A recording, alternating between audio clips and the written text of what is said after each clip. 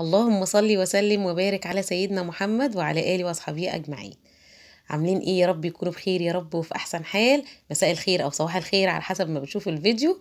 عاملين فطير فلاحي بقى مشلتت، بس زي ما قال عليهم الكتاب. بصوا الفطير كده قلب مورق وتحفه. اول حاجه كده هنسمي الله. معانا زرين زبده بلدي اللي هي البلدي الجاموسي، طبعا لسه مطلعينهم من الفريزر وما كناش عاملين حسابنا ان احنا هنعمل حاجه خالص.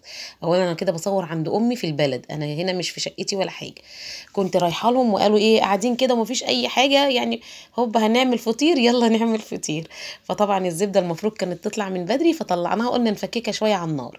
معايا بقى 6 كيلو من الدقيق الزيرو اللي هو الدقيق الفاخر يعني. هنخله من الاول كده زي ما انتم شايفين، طبعا لازم بننخل الدقيق الاول. وهنضيف عليهم دقيق القمح اللي هو الدقيق الغله، بيبقى غامق شويه عن الدقيق اللي هو الفاخر يعني، بيخليه طري ويخلي الفطير مورق معاكي وحلو. بص حطينا حوالي يعني كده ايه كيلو ونص، كيلو ونص يعتبر، او حطينا حوالي كيلو ونص عليهم على الستة كيلو. خلاص هندخل بقى الدقيق كله زي ما انتم شايفين كده. وفي الاول كنا حاطين في الطبق ميه ودوبنا فيه شويه ملح اهو. بس خلاص كده دوبنا بقى كده بنخل انا اللي بنخل الدقيق اهو زي ما انتم شايفين. هلم بقى الدقيق، ودي الزبده بوريها لكم حطيناها فكت، وحاطين عليها سمنه برضو تاني اللي هي السمن الصفرة دي مع الزبده البلدي. خلاص دي كده هنفككها وهنبطط من عليها الفطير والحته، وشايلين زرين زبده تاني يعني علشان نوشش بيهم الفطير. خلاص كنا حاطين ميه في الطبق وشويه ملح، فالميه ما قضتش. بنلم بقى العجين، الميه بنحطها تدريجي. بصوا يا جماعه احنا هنعجنهم كده ببركه ربنا، من غير مقادير ومن غير حاجه. انتوا عارفين طبعا امهاتنا كده ما كانوش بيمشوا لا بمقدار ولا بكوبايه ولا بمعلقه، بنحط كده ببركه ربنا وبنعجن. صلوا على النبي بقى كده وحطوا لايك للفيديو اللي لسه ما حطش، واللي لسه مشتركش في قناتنا يلا حبايب قلبي ينزل يشترك تحت الفيديو كلمه اشتراك بالاحمر يضغط عليها.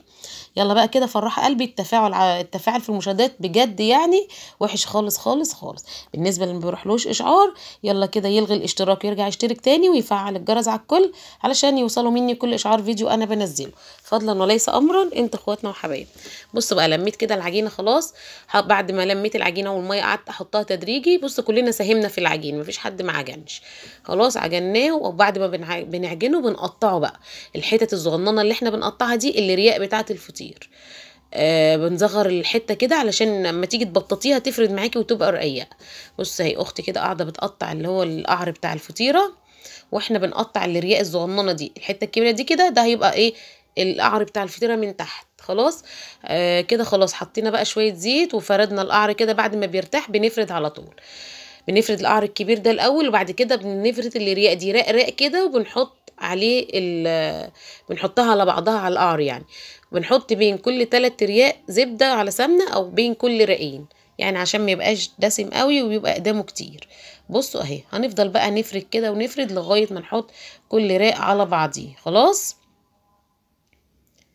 بس كده اهو. بعد ما بنفردها بنشيلها وبنحطها على بعضيها.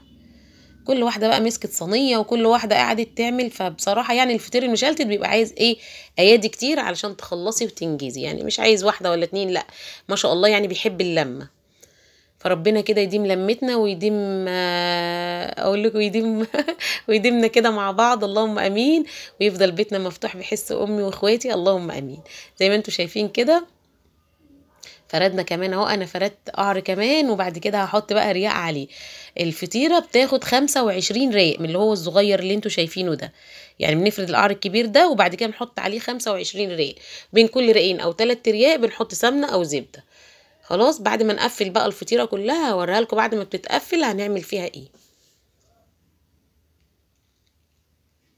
بس كده خلاص. تعالوا بقى كده نشوف الفطيره بعد ما بتتقفل بنلمها ازاي. اهو بصوا بتفضلي تفردي كده لغايه ما الفطيره الرق معاكي يفرد معاكي. بصوا بقى بعد ما الفطيره ما اتقفلت بلم بقى الاطراف بتاعه القعر بتاع الفطيره دي على بعضيها واروح قلبه الفطيره. بصوا زي ما انتوا شايفين كده اهو. بصوا بتلميها كده وبعدين تروحي كافيها على الوش بتاعها بقى اللي هو الاساسي. بس كده خلاص. بعد ما العجينه بتريح معايا بقى، بعد ما الفطيره بنركنها شويه بترتاح، بنروح فردينها بايدينا كده ونحط على وشها الزبده بقى بلدي. عايز تحطي زبده صفرا ماشي، عايز تحطي زبده اللي هي البلدي الجاموس البيضه دي زي الفل قوي. وممكن سمنه على فكره، مش لازم زبده يعني. بس خلاص كده هفردها. طبعا احنا كده بنسخنا الفرن، وتعالوا بقى هنقعد كده ونسوي الفطير. هيدخل الفرن. طبعا انتوا عارفين الفطير بيحب الفرن الحامي، ما بيحبش الفرن البارد. خلاص قايدين تحت والجناب قايده. بصوا كده من تحت قايد. بصوا انا عليت الجناب عشان اوريهولكوا اهو. بس كده، وبقفل بقى الباب. اول ما الفطيره كده بتقب معايا ببدا بقى ايه، افتح كده الفرن واروح محركه الفطيره كده، واجيبها من الجنب ده للجنب ده عشان تاخد لون حلو. عقبال بقى ما الفطيره تاخد لون شويه يكون احنا فردنا الكام فطيره دول. بصوا بقى الفطيره قبت وبقت عامله ازاي اهي. بتضيريها بقى من الجنب ده للجنب ده بس وخلاص. بص اللهم بارك، حبه فطير بمنتهى الجمال بجد، وطعمهم حلو قوي قوي. تعالوا بقى كده نشوف الفطيره من تحت عامله ايه التسويه. بصوا ما شاء الله زي الفل. بس كده خلاص هبدا اطلعها. هبدا بقى احط الفطيره التانية. بس كده، وبعد ما خلصنا الفطير وسويناه بنفس الطريقه اهون. يلا بقى حطوا لايك حلو كده للفيديو. بحبكم في الله. ايه رايكم بقى في الفطير ده؟